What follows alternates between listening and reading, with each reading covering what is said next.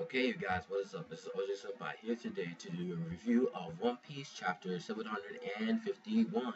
Okay, so listen, the cover page. Yo, Jinbei. Alright, I didn't know it was Jinbei at first because I thought it was like a ship of something. I don't know what the fuck it was. But I just thought it was a ship of like someone like just chilling, just chilling on a ship, usually just riding. But then I see like I go to the J room because I'm a member of the J room. And people shouted, like people cited out, like, "Oh, that's Jinbei's ship." What the fuck, Jinbei? And I'm sitting there like, no, there's no way, because you don't see Jinbei in the cover page. However, Manga Stream, and thank God for Manga Stream, like, that's awesome. Manga Stream notes that that ship in the cover page is the same ship as Jinbei's ship, I think in the Ross. So I'm like, dude, yo, Jinbei. And the chapter like this new cover page story is called "To like a short story cover story to my friends." It's 21 chapters, I think. Yo, champion. So let's do some theory time. Okay, let's do some theory time. Oh yeah, another thing.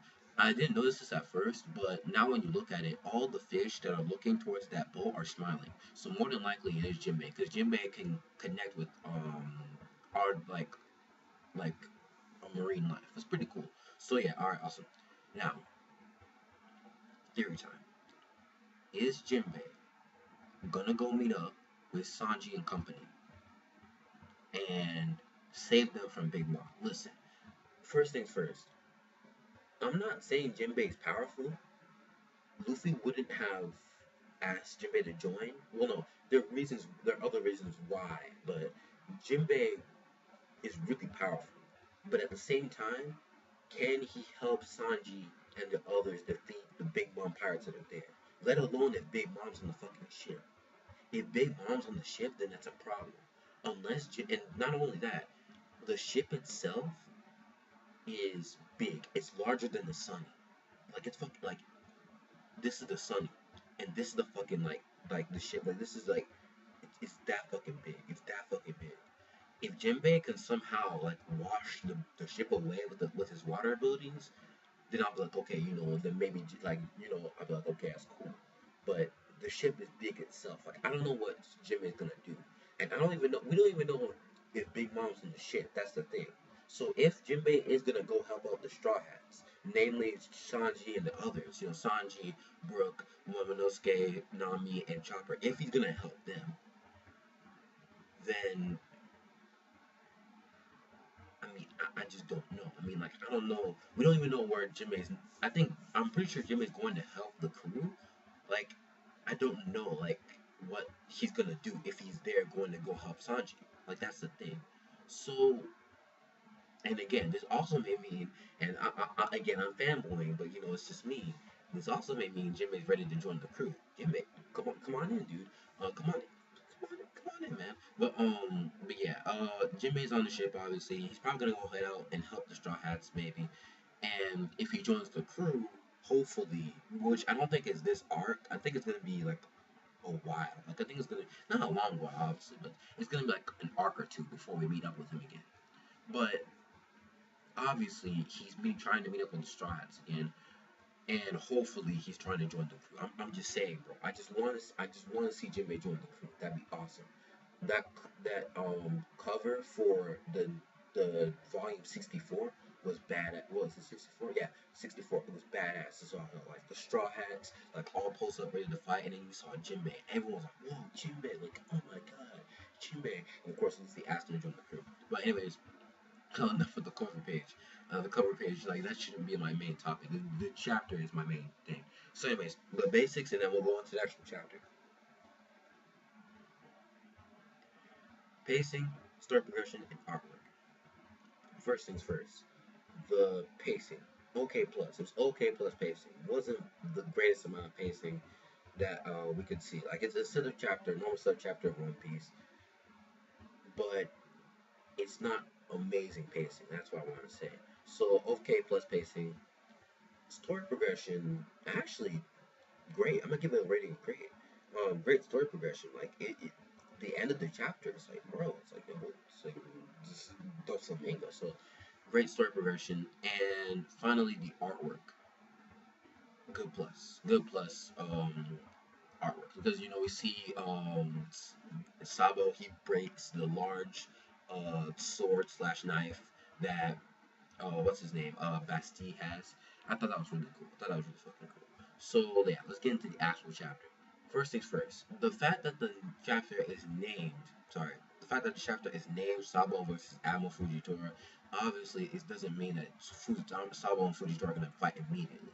Sabo takes out all the marine fodder pretty much, like even the vice admirals, and even that vice admiral Bastille, and which is crazy, but Sabo just does that, and then at the end of that we see pretty much them clash. Now let's get into the actual fight and analyze it. First things first, Sabo's fighting style seems to really remain with him just using his hands like talons, like hold on, like fucking like that. I'm guessing like actual talents. It's kind of cool, like because he's sitting there, he's like it's like just fighting like this. He's not actually using like actual fists, and it further implies that this is a martial arts style either taught by Dragon or modeled after Dragon's abilities or just inspired by Dragon at some point. Because the Dragon's talents apparently they rip away the arrogance of the rich and the noble and the proud. Cool. And he does this grab on Bastille's sword and he just cuts it. And then he just cauterizes Bastille. Like he takes his helmet. He's like, yeah, even these fingers can crush a man's skull. I'm like, oh shit, Sabo, don't kill this nigga. I was like, yo, like when Sabo said that, I got kind of scared. I'm like, Bastille, I mean, that's kind of crazy. Don't kill Bastille now. And that's Bastille just gets fodderized. Like he just sits there, he's on his back like, oh, like I just got fodderized, and then you see his face. His face is all messed up. It's actually, I think it's the first time I've ever seen Bastille without his mask. But anyways, he does that, and then we see Fujitora and Sabo talk a little bit. He pretty much assumes like, all right, since you're talking about saving a little brother, obviously you're Luffy's brother, you're Straw Hat Luffy's brother, and he's also relating that to the whole thing with Ace. And of course, Sabo says, we drank to that. We drank to that. We're basically brothers now, and no matter where the world Luffy is, I'm gonna save him. I'm gonna make sure he's okay. And that's probably the reason. The reason why he's saying that obviously is because when he saw Ace die, he was like, "Oh man, Ace!" And he let me go to this part of this chapter. I actually saved like a tab save, so like for the chapter I'm on. Hold on, gotta save this. Like this is important.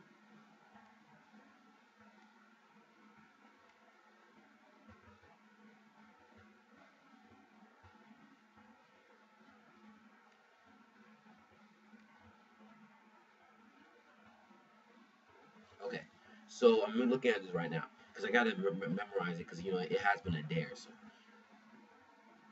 Sabo's sitting there looking at Ace's obituary, I guess you can say, and he's just heartbroken. He's like he's just so sad, and that probably inspired him to be like, okay, if Luffy ever gets in this kind of fucking trouble, I'm gonna kill anyone that comes to my way, or at least I'm gonna protect his ass. So why Sabo couldn't save Ace during the Marineford War, we don't know. And that's one of the things that people actually argued when people said that Sabo was alive. The people that said that he was dead pretty much said, okay, if Sabo was alive, why didn't he go save Ace at the Marineford War? That's one of the arguments.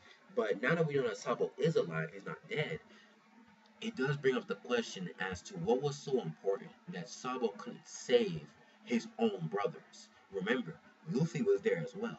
Luffy was trying to save Ace as well. But why couldn't Sabo go and help Luffy out and save Ace? That's the thing that really I want to know. Because it's like, dude, it's like, why couldn't he? Why couldn't he? But anyways, so we see that, and then we see Fujitora and Sabo clash at that point. Now, here's another thing: the fight. Obviously, they're both handicapped, Sabo and Fujitora. Sabo, sorry, hold on. Sabo because yeah, that's my tooth kind of. But anyways, Sabo because he's trying to get used to the Mary no Me abilities. However, he just got him. So, when you first get a devil fruit, it's not easy to control. We saw that in Luffy's flashback with his brothers, that he just didn't know how to control his powers yet. But now Luffy can control them because Luffy's been training for a long ass time. When it comes to Sabo, he's gaining some kind of control. Like, he can manipulate it on his pipe. He can imbue fire on his pipe now, but all he can pretty much do is just like he still dodges attacks. Like, he can't let the attacks phase through.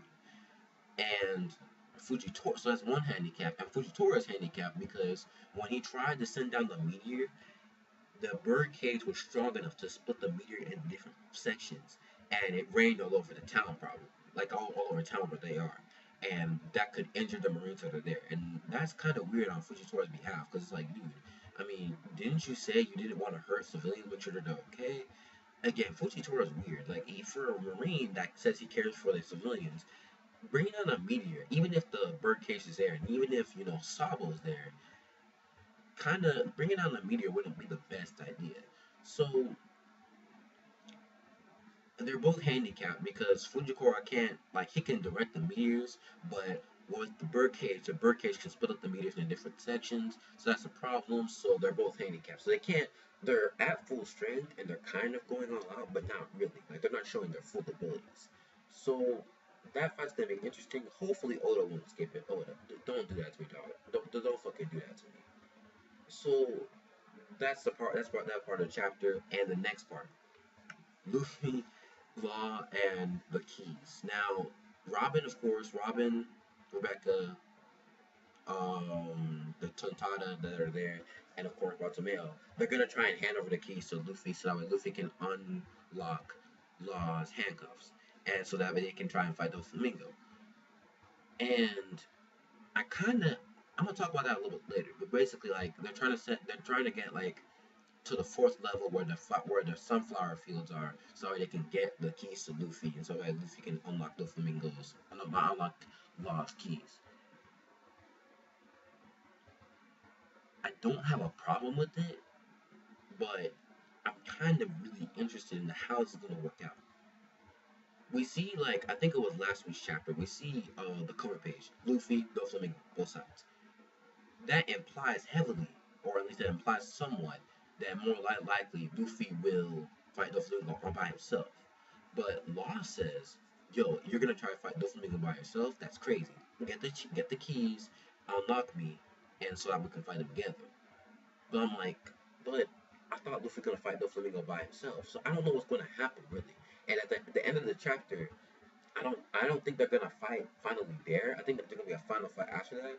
But the end of the chapter, Law's still in handcuffs, obviously, and Luffy is surrounded by water and stuff like that, and in comes the Doflamingo. But I'm gonna get that at the end of the chapter. But it implies that Luffy and Law are gonna fight together. But the problem is that this is the problem that I have with it.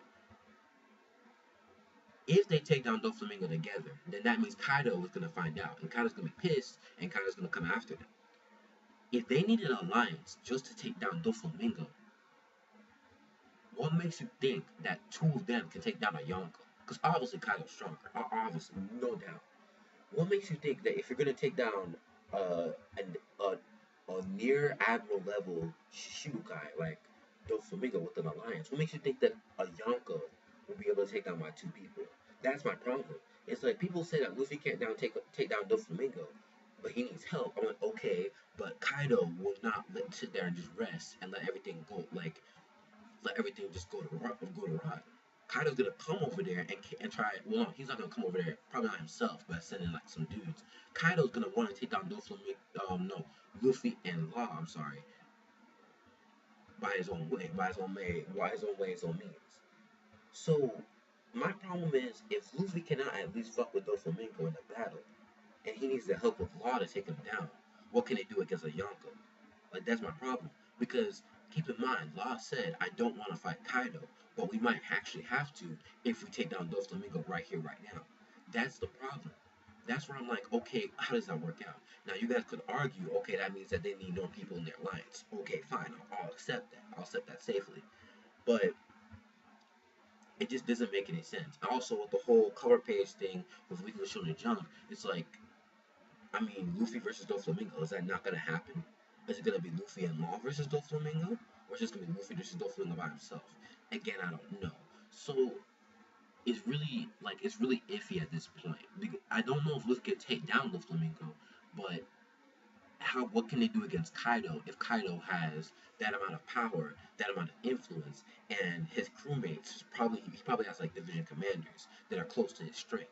So again, I don't know, but we'll see where that goes. But pretty much the end of the chapter, they're surrounded by water. Apparently, Kelly Funk brought them to this well, and Kelly Funk says that that's a shortcut to Doflamingo. But they get stuck, and apparently there's water surrounding them, the bull, Luffy, and Law. And of course, that funny scene with Abdullah and G, they fall on the ground pretty much. But it's like they're surrounded by water now. Not only that, Doflamingo's coming in. And it's like, this is a slanted well. Why the fuck would it be a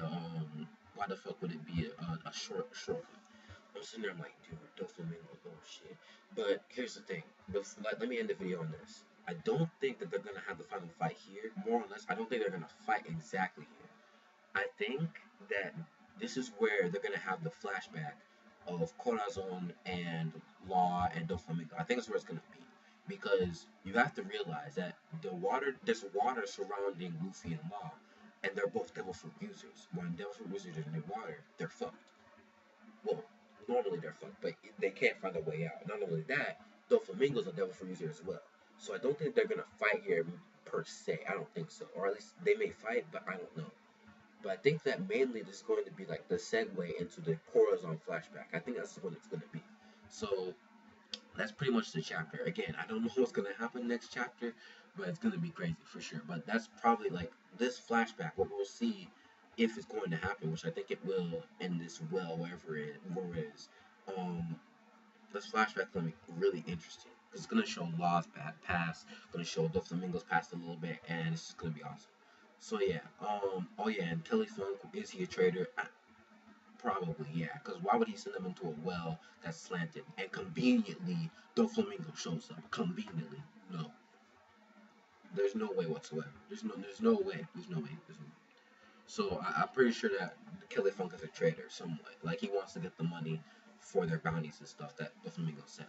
So yeah, I'm gonna give this chapter a rating of good plus. A good plus, a great set of chapter.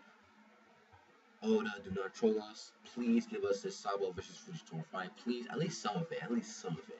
I really want to see that. Possibly a Corazon flashback. Awesome, great. And Jinbei. What do you guys think in the comment section down below? Do you think Jinbei is gonna go help with Straw Hats now? And also, do you think that this is a point where he's gonna join the Straw Hats? I think personally, he's not gonna join right now. He may just want to help Sanji and the company, and then go on his way. But then at some point, maybe one arc from now, maybe 2 arcs from now, they'll meet up, and then Jimmy will join the crew. But again, I don't know what's gonna happen because this cover story does seem to be like it's gonna be 21 chapters. Perfect, I believe. So yeah, rating of good plus. And tell me what you guys think about this chapter down in the comment section down below. Like the video if you like it, dislike it if you don't. Subscribe to me, please, please do it. And yeah, I'm Oja Senpai. I'm out. Peace, guys.